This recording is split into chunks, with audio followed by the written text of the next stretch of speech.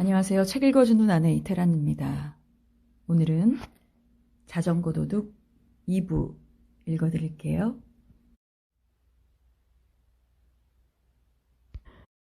그러자 제 얼굴도 차체의 흠도 아무것도 안 보이고 온 세상이 뿌옇게 흐려 보일 뿐이다.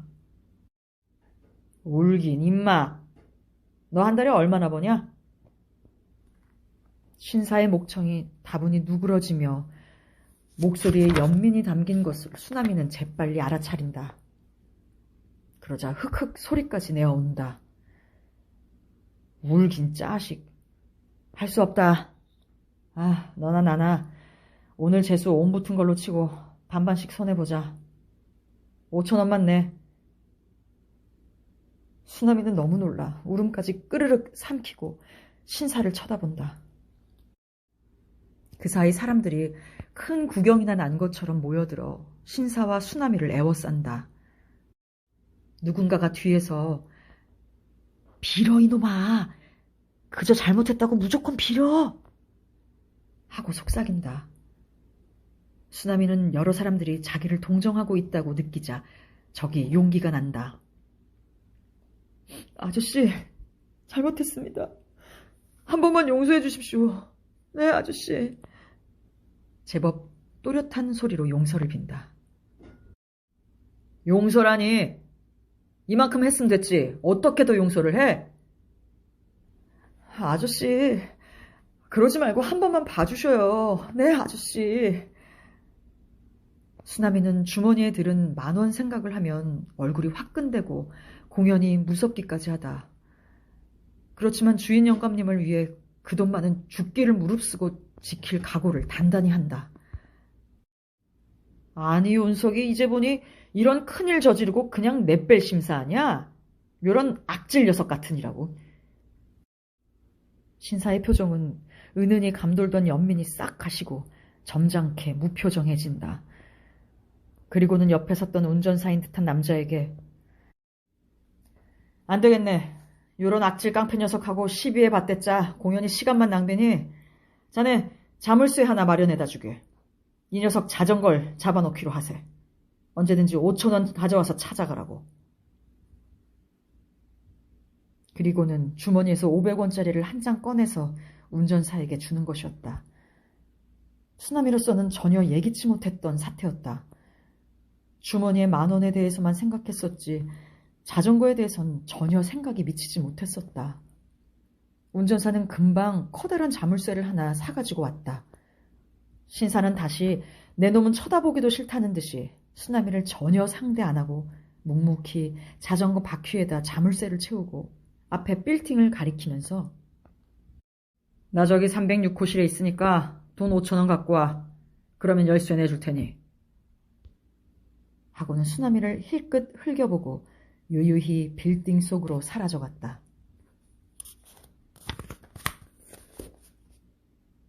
수나미는 울지도 못하고 빌지도 못하고 그냥 막연히 서 있었다.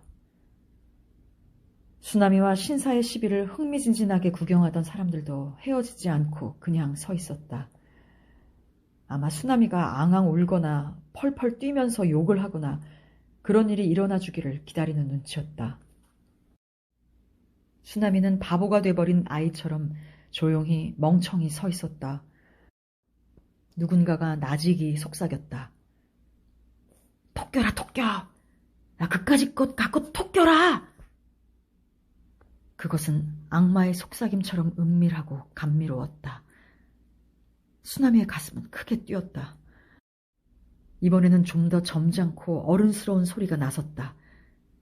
그래라 그래. 까짓것 들고 도망가렴. 뒷일은 우리가 감당할게. 그러자 모든 구경꾼이 수나미의 편이 되어 와글와글 외쳐댔다. 도망가라. 어서서. 자전거를 번쩍 들고 도망가라. 도망가라. 수나미는 자기 편이 되어준 이 많은 사람들을 도저히 배반할 수 없었다. 이상한 용기가 솟았다. 수나미는 자전거를 마치 검부러기처럼 가볍게 옆구리에 끼고 질풍같이 달렸다. 정말이지 조금도 안 무거웠다. 타고 달릴 때보다 더 신나게 달렸다. 달리면서 마치 오래 참았던 오줌을 시원스레 내깔리는 듯한 쾌감까지 느꼈다. 주인 영감님은 자전거를 옆에 끼고 질풍처럼 달려온 놈을 눈을 휘둥그렇게 뜨고 바라볼 뿐이었다. 오늘 바람이 세더니만 필시 이 조그만 놈이 바람에 날아왔나? 설마 그럴 리가 없을 텐데 내 눈이 어떻게 된 것인가? 그런 눈치였다. 수나미는 너무 숨이 차서 이런 주인 영감님의 궁금증을 시원히 풀어주지 못하고 한동안 헉헉대기만 한다. 임마, 말을 해. 무슨 일이야? 니놈 꼴이 영락없이 도둑놈 꼴이다, 임마. 도둑놈 꼴이라는 소리가 수나미의 가슴에 가시처럼 걸린다. 수나미는 겨우 숨을 가라앉히고 자초지종을 주인 영감님께 고해 바친다. 다 듣고 난 주인 영감님은 무엇이 그리 좋은지 무릎을 치면서 통쾌해한다. 잘했다, 잘했어. 맨날 촌놈인 줄만 알았더니 제법인데, 제법이야. 그러고는 가게에서 쓰는 드라이버니 펜치를 가지고 자전거에 채운 자물쇠를 분해하기 시작한다. 엎드려서 그 짓을 하고 있는 주인 영감님이 수나미의 눈에 흡사 도둑놈 두목 같아 보여 속으로 정이 떨어진다. 주인 영감님 얼굴이 누런 똥빛인 것조차 지금 깨달은 것 같아 속이 메스껍다. 마침내 자물쇠를 깨뜨렸나 보다. 영감님 얼굴에 회심의 미소가 떠오르더니 자유롭게 된 자전거 바퀴를 시험이라도 하려는 듯이 자전거로 골목을 한 바퀴 빙그르르 돌아와서는 니놈 오늘 운 텄다. 그러고는 수나미의 머리를 쓰다듬고 볼과 턱을 두둑한 손으로 귀여운 듯이 감싼다. 영감님이 기분이 좋을 때면 수나미에 대한 애정의 표시로 의뢰 그렇게 했었고 수나미도 그걸 좋아했었다. 그런데 오늘은 싫다. 영감님의 손이 싫다. 그것이 운투기는커녕 재수 옴붙었다는 생각이 여전하고 수나미는 그날 온종일 우울했다. 그러나 자기가 왜 그렇게 우울한지 그걸 차분히 생각할 새도 없는 바쁜 하루였다. 가게 문을 닫고 주인 댁에서 날라온 저녁밥을 먹고 나면 비로소 수나미 혼자만의 시간이다. 꿀같은 시간이었다. 책을 펴놓고 영어 단어를 찾고 수학 문제를 풀어보고 턱을 괴고 소년답게 감미로운 공상에 잠길 수 있는 그런 시간이었다. 그러나 오늘 수나미는 그게 되지를 않았다. 책을 집어던졌다.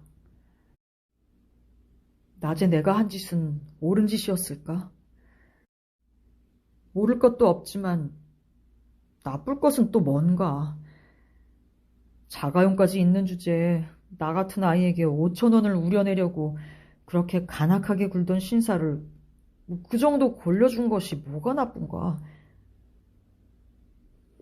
그런데도 왜 무섭고 떨렸던가. 그때의 내 꼴이 어땠으면 주인 영감님까지 니놈 꼴이 꼭 도둑놈 꼴이다 고 하였을까. 그럼 내가 한 짓은 도둑질이었단 말인가? 그럼 나는 도둑질을 하면서 그렇게 기쁨을 느꼈더란 말인가? 수나미는 몸을 부르르 떨면서 낮에 자전거를 갖고 달리면서 맛본 공포와 함께 그 까닭 모를 쾌감을 회상한다. 마치 참았던 오줌을 내깔길 때처럼 무거운 억압이 갑자기 풀리면서 전신이 날아갈 듯이 가벼워지는 그 상쾌한 해방감. 한번 맛보면 도저히 잊혀질 것 같지 않은 그 짙은 쾌감. 도둑질하면서도 나는 죄책감보다는 쾌감을 더 짙게 느꼈던 것이다. 혹시 내 피 속에 도둑놈의 피가 흐르고 있기 때문이 아닐까? 순간 수나미는 방바닥에서 송곳이라도 치솟은 듯이 후다닥 일어서서 안절부절 못하고 좁은 방 안을 헤맸다. 수나미의 눈앞에는 수갑을 차고 순경들에게 끌려와 도둑질 흉내를 그대로 내보이던 형의 얼굴이 환히 떠오른다.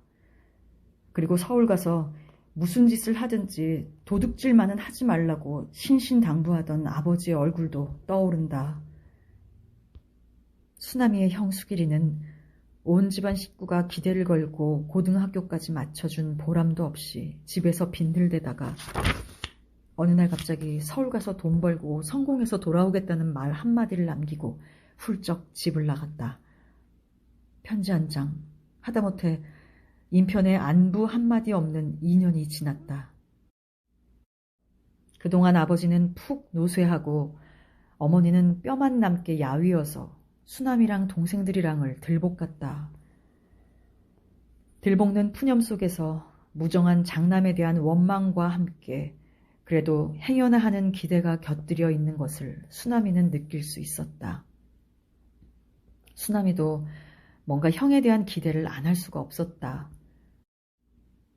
동생들이 발바닥이 다 닳아 없어져 옷떡거기만 남은 운동화를 신고 다니는 걸 봐도 조금만 참아. 큰형이 돈 많이 벌어가지고 오면 운동화랑 잠바랑 다 사줄게. 하는 말을 할 지경이었다. 형이 돈을 많이 벌어오면 이런 기대에 온 집안 식구가 하루하루를 매달려 살았다. 어느 날 밤 형은 돌아왔다.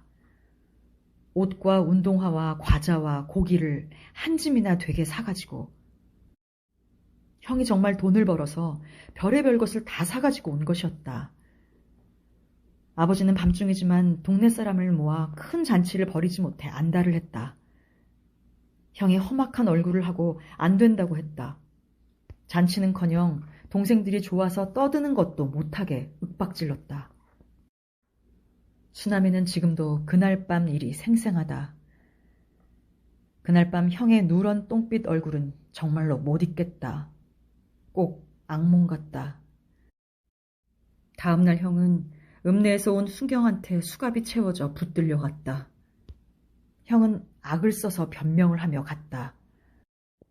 2년 만에 빈손으로 집에 들어갈 수는 없었단 말이야. 도저히 그럴 수는 없었단 말이야. 그래서 읍내 양품점을 털어 돈과 물건을 훔친 것이다. 다음에 수남이가 형을 본 것은 읍내의 현장 검증인가를 나왔을 때다. 도둑질한 것을 다시 한번 되풀이해 보여주는 것인데 딴 구경꾼들 틈에 섞여 수남이는 몸서리를 치면서 그것을 봤다. 그 도둑놈과 형제간이란 게 두고두고 생각해도 몸서리가 쳤다. 아버지는 화병으로 몸져 눕고 집안 형편은 말이 아니었다. 수남이는 드디어 어느 날 형이 그랬던 것처럼 서울 가서 돈 벌어 오겠다고 집을 나섰다. 아버지는 말리지 않았다. 문지방을 짚고 일어나 앉아서 띄엄띄엄 수남이를 타일렀다. 무슨 짓을 하든지 그저 도둑질을 하지 말아라. 알았자? 그런데 도둑질을 하고 만 것이다. 하지만 수남이는 스스로 그것은 결코 도둑질이 아니었다고 변명을 한다. 그런데 왜 그때 그렇게 떨리고 무서우면서도 짜릿하니 기분이 좋았던 것인가? 문제는 그때의 그 쾌감이었다. 자기 내부의 도살인 부도덕성이었다. 오늘 한 짓이 도둑질이 아닐지 모르지만 앞으로 도둑질을 할지도 모르겠다는 생각이 들었다. 형의 일이 자기와 정녕 무관한 일이 아니란 생각이 들었다.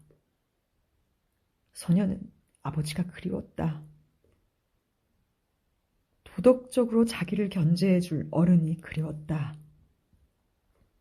주인 영감님은 자기가 한 짓을 나무라기는커녕 손에 안 난 것만 좋아서 오늘 운 텄다 고 좋아하지 않았던가. 수남이는 짐을 꾸렸다. 내일도 바람이 불었으면, 바람이 물결치는 보리밭을 보았으면,